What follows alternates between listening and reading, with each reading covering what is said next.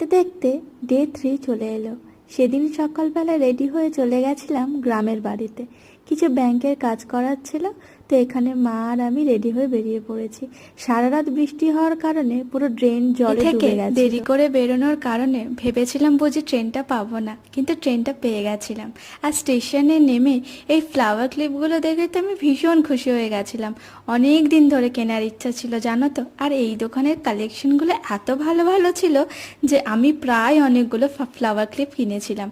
কি কি কালার কিনেছিলাম তোমাদের সাথে নেক্সট পার্টে শেয়ার করে দেব।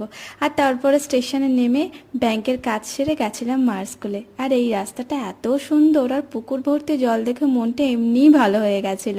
আর এটা হলো আমার মার স্কুল, আর আমার মা হলো এই স্কুলের শিক্ষিকা। প্রায় অনেক বছর ধরে মা এই স্কুলে চাকরি করেন।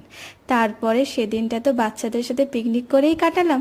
কি কি করেছিলাম সেটা আমি নেক্সট ভিডিওতে শেয়ার করব। বাই।